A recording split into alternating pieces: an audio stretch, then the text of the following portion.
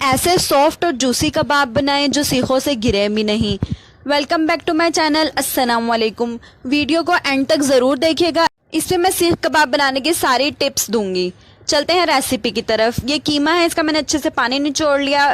एक बड़ी प्याज और 8-10 हरी मिर्चों को पीस के उसका भी पानी निचोड़ लिया है। अब मैं इसमें 1 चम्मच पिसी हुई लाल मिर्च शामिल करूंगी, 1 टेबलस्पून, 1 टीस्पून मैं इसमें नमक शामिल करूंगी और 1 टीस्पून इसमें मैं पिसा हुआ गरम मसाला शामिल कर रही हूँ।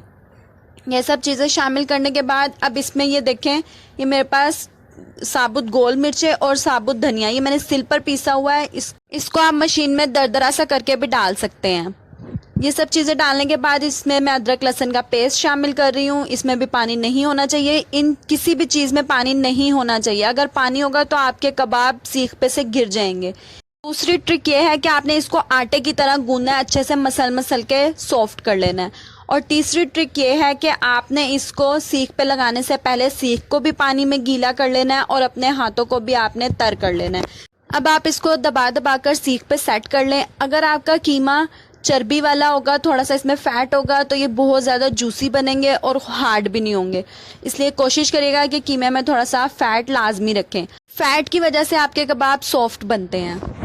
चलें, अब ये देखें, पहले हमने गोल बॉल सी बनाई थी। गोल बॉल बनाने के बाद आपने उसके बीच में सीख रखी है और उसके बाद फिर आपने इसको ऊपर से नीचे की तरफ लाना शुरू करना है। आप इसको दबा दबा के हल्के हाथ से नीचे की तरफ लाते जाएं और इस पे आप अपने एंड पे उंगलियों के निशान भी बना लें, जिससे कबाब की शक्ल बहुत अच्छी लगती है। चलते हैं अब अंगीठी की तरफ। ये कोयले दहक रहे हैं, इसके ऊपर अब हम बारी बारी सारी सीखों को रख देते हैं। थोड़े से फासले पे रखिएगा ताकि इसको अच्छे से हीट मिलती रहे। सारे कबाब सेट करने के बाद अब हमने इसको टर्न करते रहना है। आपने पहले थोड़ी देर इसको इसी तरह ही पकने देना है।